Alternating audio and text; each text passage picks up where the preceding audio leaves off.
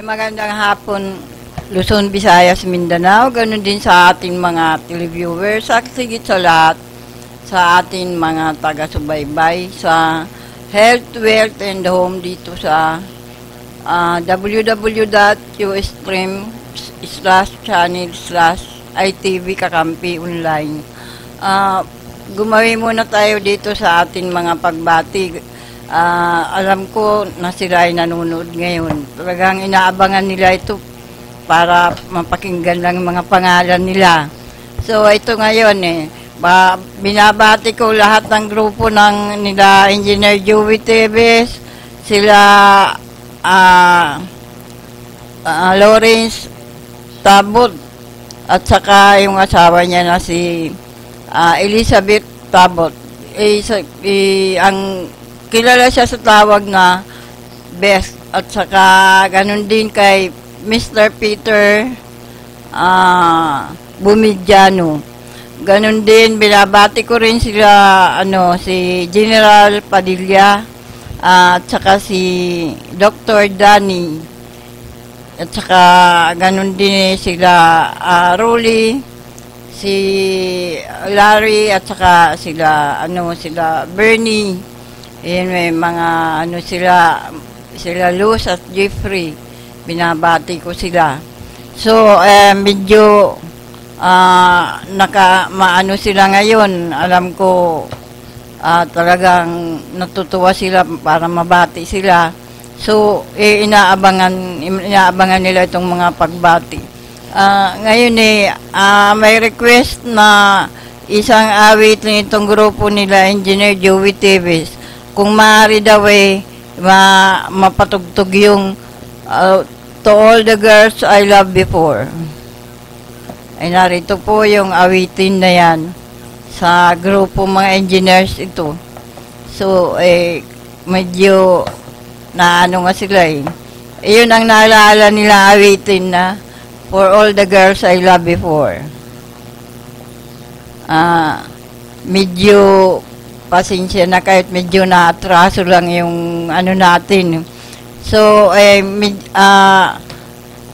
binabati ko rin si Joy Rosaroso. Medyo na siya doon sa exhibit. Nagkaroon ng exhibit dyan sa World Trade mula nung 1 hanggang 4. Ang exhibit nila is tungkol sa food and drinks. Medyo sa Wednesday magkakaroon na naman sila ng exhibit tungkol naman sa mga machinery ito. So, yung food and drinks, yan yung Asia Food and Drinks nga pala. Ayun ang nila last week. So, medyo binabati ko rin yung mga lahat ng mga exhibitors diyan sa sa World Trade. Kasi sila yung bang marami silang mga ng mga pagkain, kung ano-ano mga pre-test na yan na ang inyo pong lingkod ay nandoon. Gusto ko nga kung gusto ko tingnan yung mga sinasabi nila na mga food and drinks, yung drinks nila, yung mga naturals, tulad ng mga dalandan juice, calamansi juice, at saka yung mayroon pa silang mga ibang mga juice na mga puro naturals. So, medyo natikman ko rin yun Sabi ko, medyo masarap itong ganitong ka-natural na mga pagkain. Tsaka inumin. Mga pagkain naman, mga naturals din. Mayroon din naman yung mga talagang ulam na medyo may halong chemicals. Pero, yung karamihan, yung mga naturals, mga gulay, or ano pa dyan, isda, marami silang na mga pagkain. Kaya, yung iba't ibang klase na mga sardines, puro naman, nakabili nga ang inyong lingkod nung isang pack na iba-ibang klase. Mayroon silang meatloaf, mayroon mga yung may gata na sardines, mayroon naman yung natural lang na sardines. Pero mas tiningman ko kagabi yung yung sardines na may gata. Sobrang napakaanghang, parang hindi ko kaya ata. Medyo nabigla ako pagkain. Kaya pero masarap naman kasi kargado ng gata. Talagang purong-purong gata ang masarap naman. Kaya nga lang, hindi ko lang nagustuhan yung maanghang, sobrang anghang. So, ito na ngayon yung Landil, na ba, nakaready na ba yung awitin natin? Sige, narito ang awitin, mga engineers.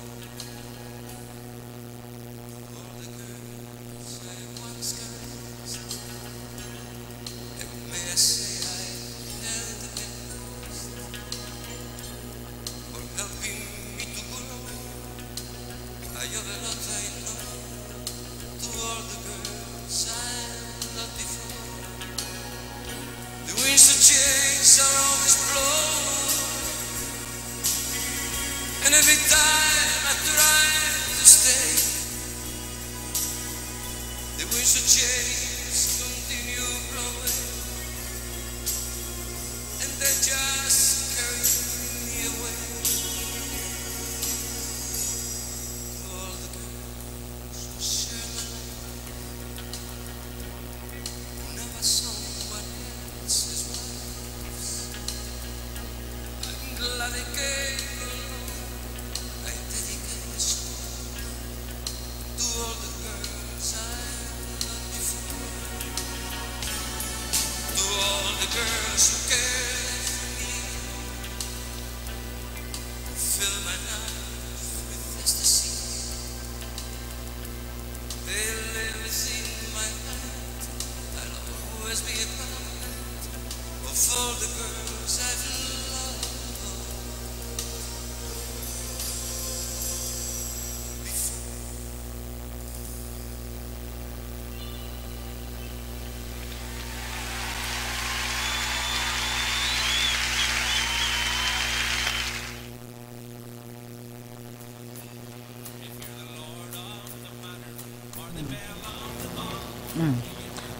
Okay, medyo meron ba? Gumawi naman tayo dito sa ating pangkalusugan. Tapos na tayo dito sa ating mga pagbati. Medyo nabigyan na natin ng ayon sa gusto nila na awitin na iparating na rin natin sa kanila. Doon sa mga nag-request ng kanta. So, medyo gumawi naman tayo dito sa ating pangkalusugan. Hindi ba mayroon tinatawag na luyang dilaw kung tawagin? Kung tawagin naman ni turmeric, mayroon namang luya pang sa mga pagkain. Yung luyang puti kung tawagin. Kaya itong luyang dilaw pala, wala tayong kamalay-malay na malaki pala ang benefits na nagagawa dito sa natin, sa katawan natin. Malaking tulong pala ito sa natin, sa katawan. So ang dito kasi kahapon naman nandoon ako sa Glorieta. Pagkatapos namin ng husband ko, pagkatapos namin magsimba doon sa Greenbelt, napadaan kami dyan sa Glorieta. So, nakita namin may mga exhibit doon. Umikot kami, nakita namin yung mayroon doon yung mga herbals na mga gamot. Tulad nitong turmeric. Medyo na-excited ako doon sa turmeric na tea, kung tawagin nila, turmeric tea. Anong tinikman namin, maanghang pala, Diyos ko. Pero yun naman ang gustong-gusto ng husband ko dahil medyo maanghang-anghang. So, pero ang anghang niya parang mild lang, okay lang naman.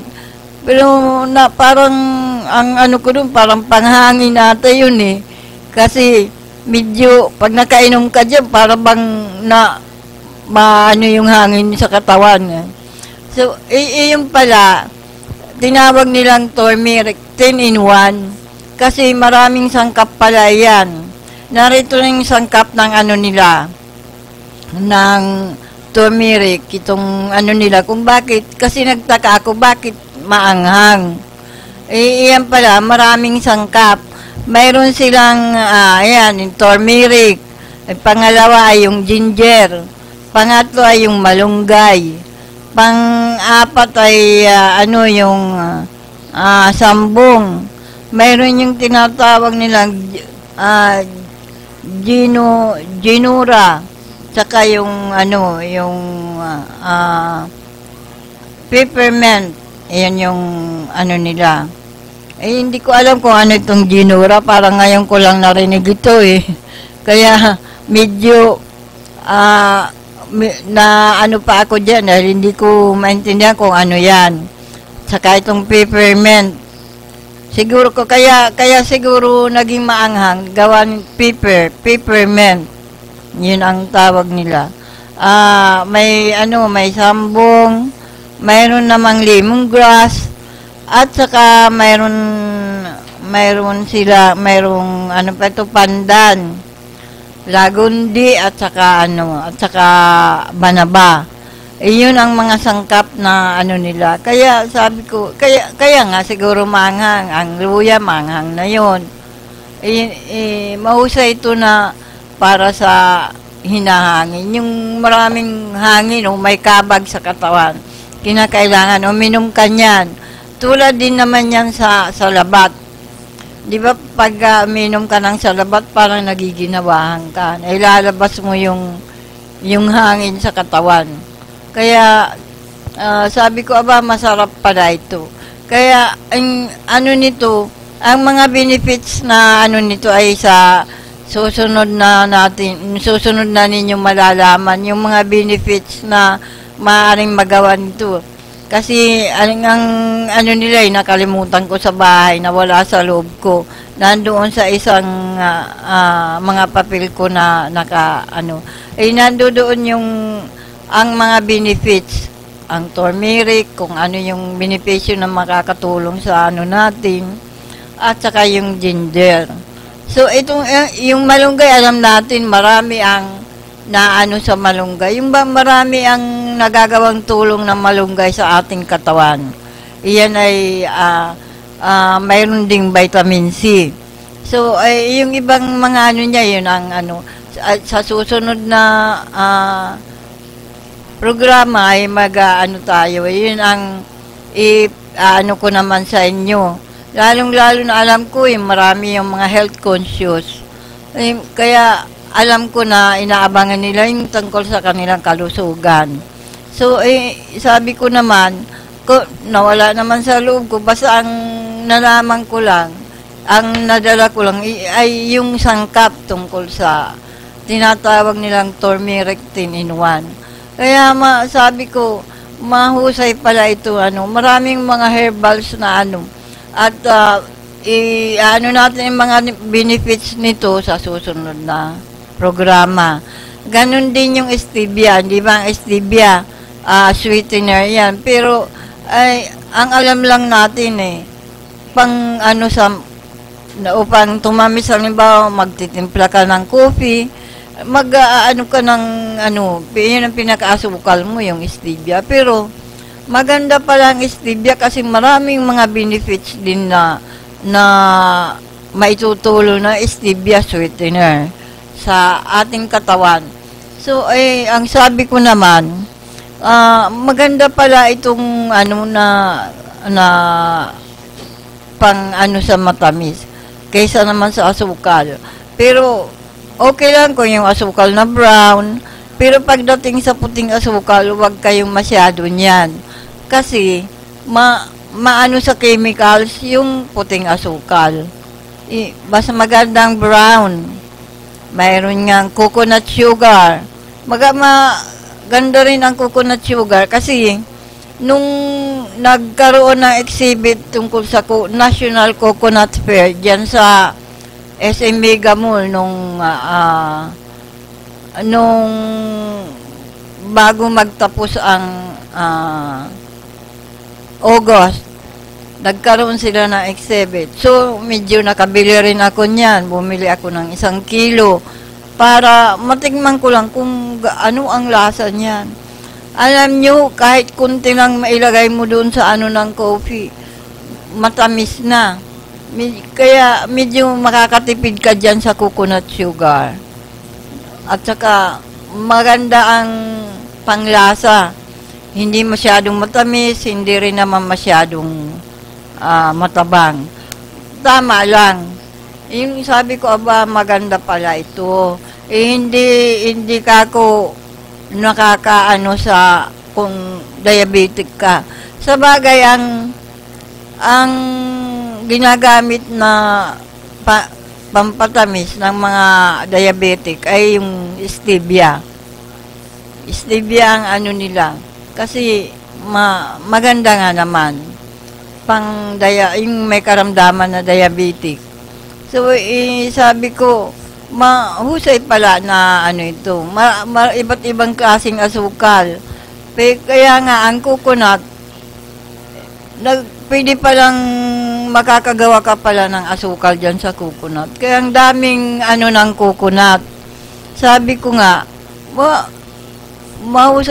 mahusay ang ano ng coconut dahil marami palang nagagawa doon sa coconut. Biro mo, sa coconut lang marami ka nang magagawa doon. Sabon o ano naman yan. Kaya lang, yun yung nagtaka ako doon sa sugar. Nakagawa pala ng sugar. Kasi pagkakaalam ko lang yung coconut, yung pwede ka gumawa ng walis, pwede ka gumawa ng ng gata. Pero pagdating sa ibang bagay, hindi ko na alam. Kaya nagulat ako nung nalaman ko na pwede palang gawing shampoo, gawing sabong panlaba, gawing sabong pampaligo, gawing pang-scrub. So, sabi ko, na ang marami palang nagagawa dyan sa coconut. Kaya, sabi ko, okay naman pala yung ganun. Dahil sa coconut lang, marami nang gagawin. Makakapagnegosyo ka na. So, ang tungkol sa yung virgin coconut oil, dyan din pwede ka ng excuse me, pwede ka ng gumaling sa iyong karamdaman, kung ano man yung karamdaman na yung hindi lang masyadong malala na karamdaman, pero pag malala na, hindi na kayang pagalingin. So, kinakailangan, pag nag-uumpisa pala nararamdaman, pwede ka na uminom doon sa virgin coconut oil. Kung hindi inumin, mayroon namang oil na pang massage, mayroon namang oil na pang pang haplas lang. Ayun, kaya itong kuwan pala, halo-halo itong turmeric 10-in-1. Kaya nagkaroon ako ng interest kahapon. Bakit ano ba yung 10-in-1 na yan na turmeric? Yung pala, yun na yung mga sangkap na magagawa tungkol dyan.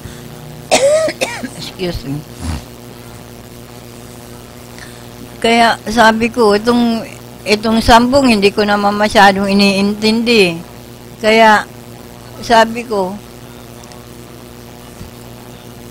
ano ba ang gamit ng sambong? Mayroon pa nga silang tinatawag na yung ibang mga nilalaga na nakakapagpagaling daw yun sa karamdaman.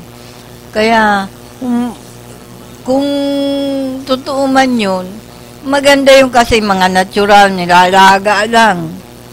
Yung lagundi, nakakapag ano yan sa kapag medyo inuubo-ubo ka o may trangkaso ka. Yun lang daw ang anuhin mo, inumin, lagain, ilaga.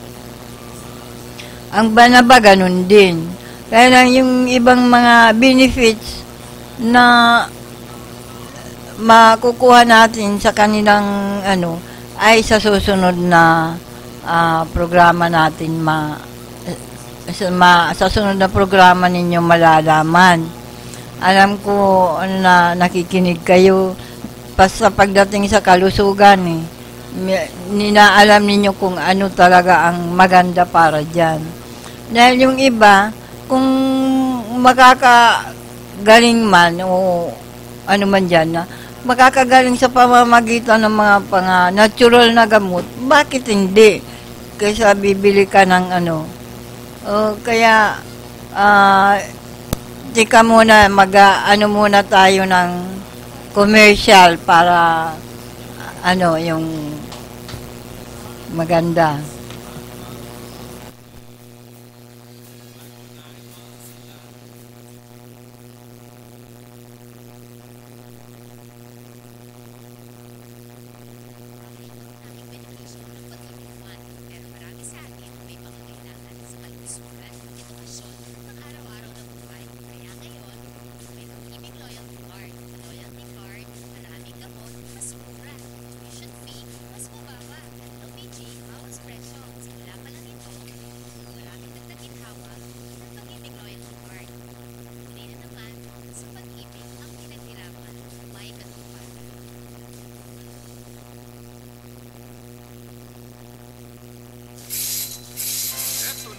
Kalusugang pangkalahatan.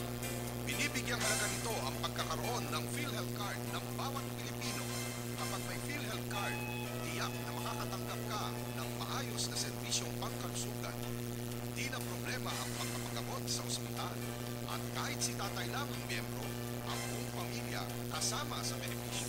Kaya dapat may PhilHealth Card tayong lahat. Mag-enroll na sa pinakamalapit na PhilHealth office.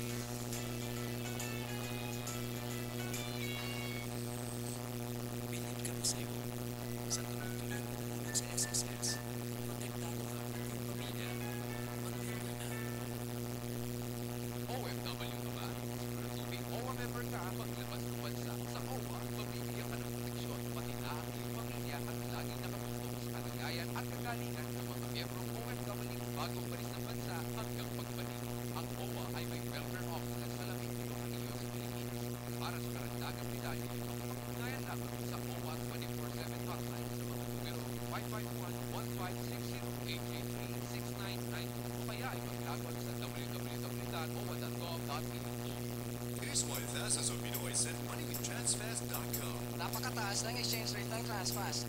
Sa monthly padala ko, my family gets more. Kaya may extra budget si Mrs. Kahit nasa Tuguegarao pa nakatira kapatid ko, he can still pick up cash. TransFast has thousands of locations sa buong bansa.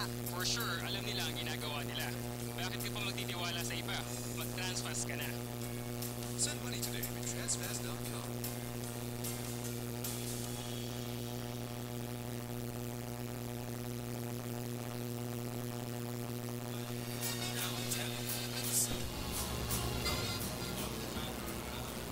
Oh. Okay, ano naman tayo dito sa ating mga balita. Ngayon tapos na tayo dito sa ating pagkalusugan. Siya nga pala ay atin muna bigyan ng canonize kay Mother Teresa kahapon. Si Pope Francis ang kahapon. Sobrang daming tao nung kinanonize na si Mother Teresa tungkol sa pagiging santa niya. Kahapon siya ay isa ng santa, si Mother Teresa. Kasi nung nabubuhay pa siya ang tinatawag na living saint. Gawa nga nung ng pagiging mapagpakumbaba niya. Mapagkumbaba siya, isa siyang babaeng mababa ang kalooban. Kaya naman na nung siya nabubuhay pa, mahal na mahal niya yung mga taong may mga sakit, ang mga mahihirap. Niyayakap niya yun. Akala mo, para siyang tunay na nanay na niyayakap ang kanyang mga anak na may mga karamdaman. Kaya sabi nga ng karamihan napakabuting tao ni Mother Teresa. Dumating dito yan, nagpunta naman siya dito sa Manila. Doon nakita na talagang isa siyang matatawag na living saint. Mayroon siyang mapagpakumbabang puso na marunong umunawa sa kapwa. Kaya naman, nabigyan siya ngayon ng canonization upang siya ay maging isang saint. Kaya si Mother Teresa, siya ay tatawagin na Santa Teresita. Santa Teresa. Saint Teresa. Kasi nakaugalian na natin siyang tawagin Mother Teresa. Ngayon ang tawag na sa kanya, Saint Teresa. Kaya napakabuti ng niya. Ang isang tao kapag mapagpakumbaba, kumbaga sa mayroon siyang pagkasunod na na mga araw, mayroon siyang aanihin kumbaga sa farmer. Mayroon siyang aanihin na kabutihan. So kaya iyon ang napakabuti kapag ang tao ay mapagpakumbaba. Dahil iyon ang iniaangat ng Panginoon. Pero once na sobra ang taas mo na akala mo malalagpasan mo pa yung Panginoon, doon ka naman ibabagsak ng pagkalalim-lalim, nabaon sa lupa. Kaya tayo'y matuto magpakumbaba. Dahil wala namang mawawala sa iyo kung ikaw ay mapagpakumbaba sa kapwa. Hayaan mo lang yung mga taong mapagmataas. Dahil yan naman ay hindi kumbaga sa ay hindi pinag-uukulan ng pansin ng Panginoon. Ang pinag-uukulan ng pansin ng Panginoon ay yung mga mahihirap at saka mababa ang kalooban. Pero kung ang kalooban mo naman ay para kang lumilipad, gusto mong abutin ang langit, hindi ka bibigyan ng magandang kinabukasan ng ating Panginoon. Kaya ngayon si Mother Teresa, siya ay isang santa na kahapon lang dahil kahapon siya kinanonize. Biro mo, sa tagal na panahon, ngayon nabigyan na siya ng pagkakataon. Nabigyan na siya ng magandang bilang isang santa. Kaya iyon ang natin. Ngayon gumawi naman tayo dito sa yung nangyari sa Davao, yung bombing. Nangyari yun nung Friday. that was September 2. So, kaya medyo nakakagulantang man. Nagulat yung nagulantang ang lahat ng nangyari yun doon pa mismo sa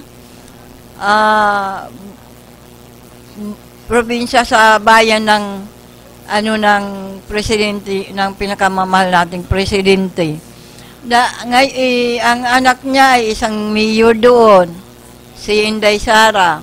Ang isang anak niya doon ay vice mayor. So, kumbaga sa parang sinasadya yung pagkakataon na yan na binumbahan doon sa tinaniman ng bomba doon sa may palengke, doon sa market. Rojas night market kung tawagin nila, doon sa Davao. Yung na yun, kapag araw ng sweldo o kaya kapag gabi, marami nagbabanding-banding doon, marami kumakain. Gawa nga nung mga murang bili ng mga pagkain doon. Kung minsan naman, bago sila kumain, papamasahe muna. Kung minsan naman, pagkatapos kumain, saka magpapamasahe. Kaya, lalo na't kasisulo ng mga tao, kaya maraming tao doon. Napaka sakit yung ganun na nandoon pa naman ang ating presidente. Gawa nga nung, siyempre, araw ng Biyernes, umuwi yan doon sa probinsya, sa Davao. Medyo nagulat siya, nagulantang siya doon sa ibinalita. Nakakaawa naman yung 15 namatay ng mga tao doon, ng mga sibilyan, wala ang mga kamalay-malay. Sabagay, mayroon din isang pulis na namatay doon. Mayroon ding asawa ng pulis, yung babae, namatay. Biro mo, ito namang mga tao na nag-aano sa mga ganyan. Hindi ba kayo nakukonsensya na ganyan? Ano kaya, sana kung mayroon kayong mga kamag-anak na nasama doon sa pagkamatay doon sa bomba, at saka yung nasugatan. Ilan ang nasugatan doon? 67. 67 ang mga nasugatan. 15 ang mga namatay. Pero ang sinasabi doon sa ibang nagbabalita, 14 lang daw. 15 ang namatay. Ayon sa talagang record na nakaano sa kanila. So, hindi ba kayo nakukonsensya niyan? Sa bagay, masasabi ko lang sa inyo, dahil ang inyo pong lingkod ay nakakaintindi tungkol dyan sa mga spiritual. Ayon sa abot tanaw ko, sa tagus-tagusan tingin ko, yung pangyayaring yan ay mayroong nag-utos niyan. Ang ano doon, maaaring sabihin natin yung mga naiinggit sa ating presidente, doon sa mga anak niya, maaaring kalaban niya sa politika, iyon ang ano natin, iyon ay nakakapagbayad doon para guluhin ang administrasyon ni Presidente Duterte. Ganon din yung anak niya kay isang mga mayor doon. Para bang nanggugulo lang. Nagbabayad lang sila para makapanggulo. Pero hindi maganda yung ganon. Dahil nakakaperwisyo kayo, pati mga taong walang kamalay-malay, nasasaktan at namamatay. Ano kaya kung sa mga kayo na mga pinagbabayaran upang gawin ninyo yan, na sana mga pamilya ninyo mga nadamay at kayo na lang ang natira. Kawawa naman yung mga nagkamamatayan na pati mga estudyante o ano dyan, dahil mga nagsisikain Ngayon gaganunin ninyo. Ngayon magtarutahimik lang muna kayo, magpapalamig lang muna kayo. Gawa nga na natataranta ngayon doon yung mga sa yung mga kapulisan, mga kasundaluhan, nag-aano sila ngayon kung sino talaga may kagagawan. Maaring sabihin din natin na yung dahil matindi ang ngayon ng mga drug lords, yung mga ng mga drugs, maaring sila kaya nila magbayad para gawin yan. Dahil di-discourage na sila dahil hindi na sila makapurma magbinta, hindi na rin sila makapurma na maging user. So, ano man ang nila kung hindi ganun? Puro pangmumulestya sa mga taong walang kamalay-malay. Sana makonsensya kayo. At sana doon sa nag-utos upang gawin yan, magkaroon kayo ng pinakamatinding karma. Di ba kayo naaawa doon sa mga nagkamatay? Yung mga estudyante na maaaring sabihin natin magkakaroon pa yan ng magandang bukas. Ngayon wala na dahil nagkamatay na. Hindi ba kayo na, ano kaya kung sa mga anak ninyo yung magkagaganon, magkamamatay? Palagay ko naman madudurog ang mga puso't damdamin ninyo. Hindi maganda yung ganun. Nang dahil lang sa hindi na kayo makapurma sa mga illegal na gawain ninyo Magbabayad kayo para gawin yan.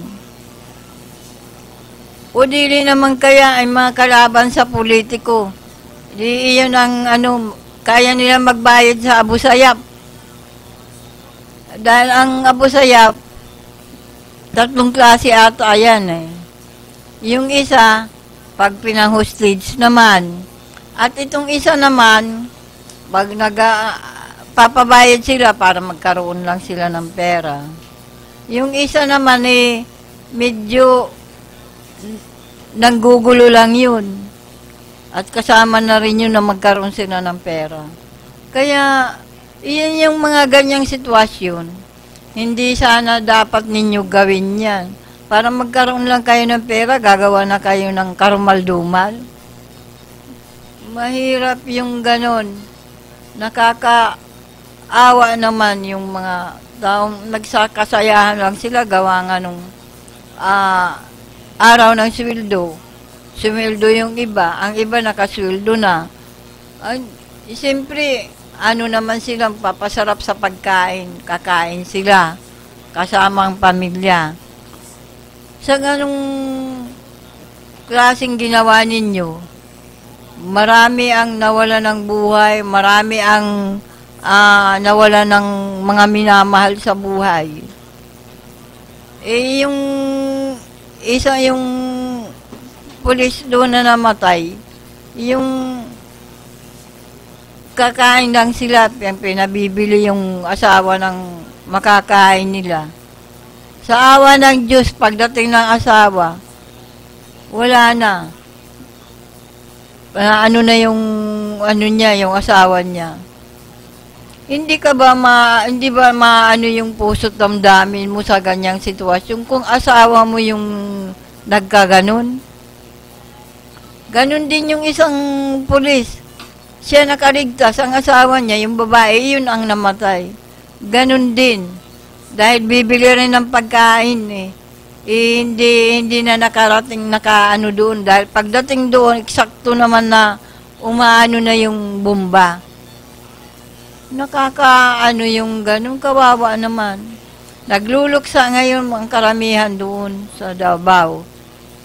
Makonsensya kayo. Kung sino may nag-utos at saka yung mga binayaran, magkakukonsensya kayo. Dahil hindi maganda yung ginagawa ninyo. Ngayon, tumatahimik kayo. Ang sunod na naman titirahin ninyo yung Manila. Dahil ang ninyo ay yung mga malls, simbahan, ay iyon ang maraming tao. Iyon yung mga pinag-iisipan ninyo. makonsensya sana kayo na sobra. At huwag sana kayo patulugin ng mga nagkamatay na walang mga kasalanan. At ang mga buong angkan ninyo, ang nag-utos at saka yung may inutusan. Sobrang pagkasama-sama ninyo. Hindi maganda yan. Ganon din yung mga pinatay ninyo na mga sundalo doon na nagkamamatay. Bukod sa binaril na ninyo, tinaga-taga pa ninyo. Makatao ba naman yan? Hindi na makatao yung ginawa ninyo eh. Sobra kayo. Kayo ang salot sa lipunan. Tandaan ninyo yan. Sana maglabasan na ang mga espiritu para kayo ay parusahan. Dahil nakakaano na rin yung ganun. Biro mo sa halip na tumulong kayo sa ating presidente para mabigyang lunas ang problema ng bansa natin. Kung bakit naghihirap ang bansa natin dahil yan sa mga drugs na yan. Iyan ang salot sa bansa natin. Dahil marami ang nagnanakaw, marami nang hold up, marami ang nangi-snatch para makabili lang nung sinasabing drugs. Kaya magulo ang bansa natin. Ang lang naman, nais lang naman ni Presidente Duterte ay bago man lang magtapos ang term niya, mayroon siyang legacy na may iwan na nagkaroon ng pagbabago ang Pilipinas. Ang ginagawa niya ay pagdisiplina, hindi yung pag-stricto or pagdisiplina para mamulat ang mga tao sa mahabang pagtulog. Magising sila sa katotohanan na hindi maganda yung ginagawa na pagkalulong sa drugs. Medyo nakakainis na. Sa halip na maging matahimik, lalong nagiging magulo. Makonsensya kayo ng ganun. Dahil yung kayamanan na sinasabi ninyo, kayamanan dito, hindi ninyo madadala sa langit yan. Mag-ipon kayo ng kayamanan, ng kabutihan, at kapakumbabaan. Dahil yun ang tinatanggap sa langit. Pero kung dito kayo mag-iipon ng kayamanan, hindi magaganda yan, mawawala rin sa inyo yan. Maiiwan ninyo yan dito. Doon sa impyerno sa langit, impyerno ang pupuntahan ninyo dahil sa mga ginawa ninyo sa kapwa. Sana magdusa rin kayo. Tulad ng pagdudusa ng mga nawala ng mahal sa buhay. Okay lang sana yung kahit mamatay yung mahal mo sa buhay. Kung iyon ay nagkasakit, talagang hindi na siya nakasurvive sa kanyang karamdaman, matatanggap pa yun. Pero yung mamatay ng ganun biglaan at malakas naman ang katawan, wala namang karamdaman, iyon ang sobrang napakasakit. Na sana dalhin ninyo ang kim-kim na sama ng loob ng mga namatayan, ang puot at galit na dala-dala nila. Iyon ay dadalhin ninyo. Kayo na gumawa ng masama, dadalhin ninyo yan hanggang sa ibaong kayo sa lupa. At yung buong angkan mo ninyo ang magudurosa. Yung nag-utos na patanim ng bomba at saka yung mga gumawa na pagtanim ng bomba. Magdusa sana kayo. Iyon ang magiging balakid sa takbo ng pamumuhay ninyo na kahit kailan ay hindi kayo unlad. Dahil sa ginawa ninyo sa inyong kapwa na wala namang mga kasalanan. Nandun lang kumakain. Nakakarimarim yung ginawa ninyo. Hindi na yan makatarungan. Kung maaari nga lang, dapat sa inyo ay mawala na kayo dito sa mundo.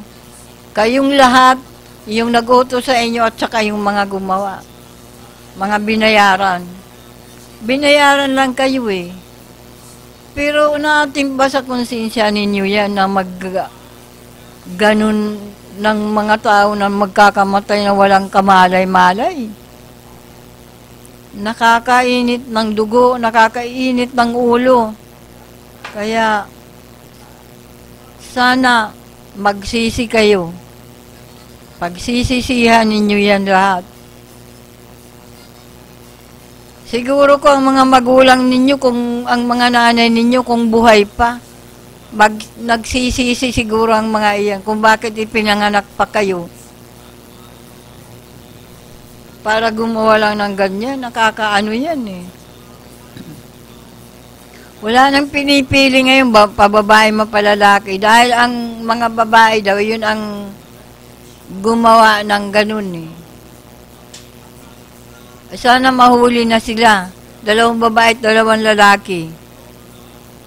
Para malaman kung sino ang nagutos, matanong muna bago patayin,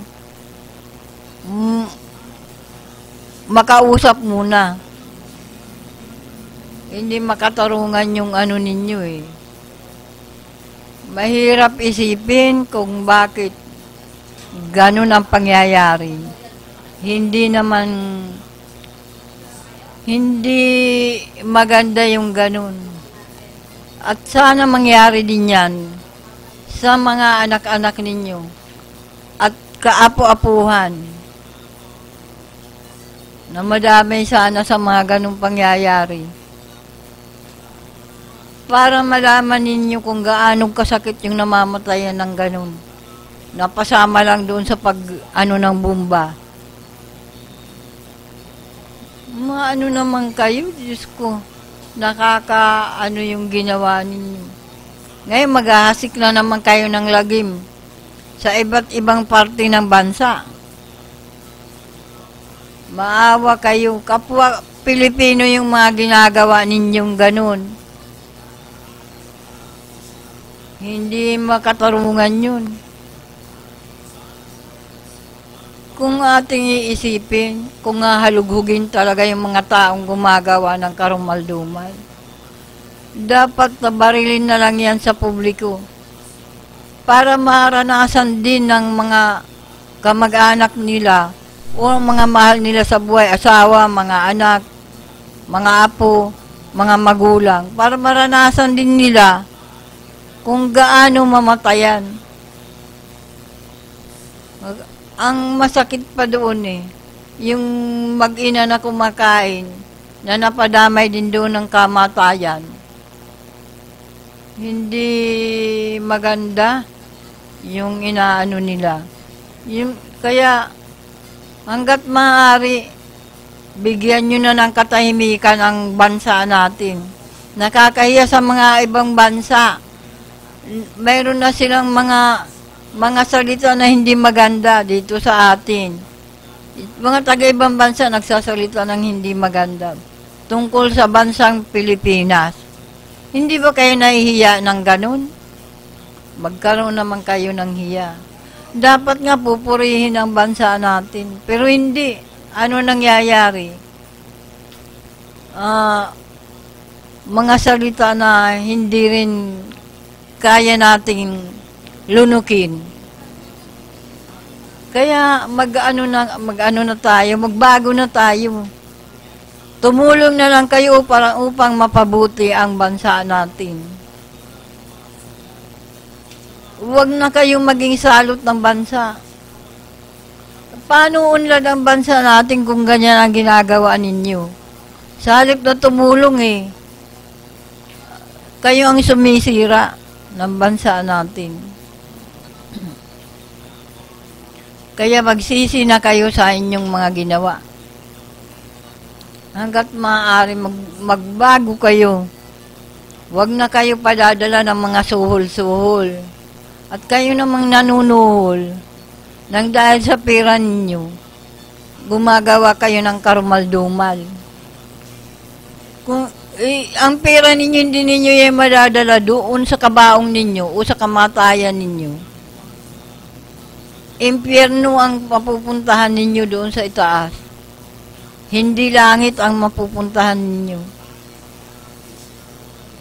Kaya, maano lang kayo dahil sa pera ninyo. Diyos ko, magsisi kayo sa mga kasalanan ninyo. Kung anong ginawa ninyo sa iyong kapwa, ay bumalik sa buong angkan ninyo. Sa asawa at mga anak ninyo, pati kaapu-apuhan. Kung may magulang kayo, ganun din. Bumalik sa inyo lahat yung kasamaan na ginagawa ninyo. Nakakainis yung ganong pangyayari. Hindi talagang kahit ako man din, nagimbal din ako doon sa narinig ko sa balita.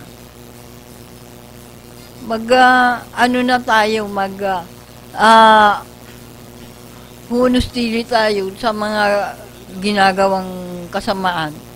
Bago tayo, maging mabuti tayo sa kapwa at magtulungan upang kaipalay umunlad ang bansa natin para walang masabing taga-ibang bansa. Ang dumarating ang oras ng paghihiwa-hiwalay natin hanggang sa muli sa susunod na Lunes sa ganito ring oras, alas 2 hanggang alas 3 ng hapon. Ako po ang inyong lingkod po ay si Newly Tebes, nagsasabing mabalos.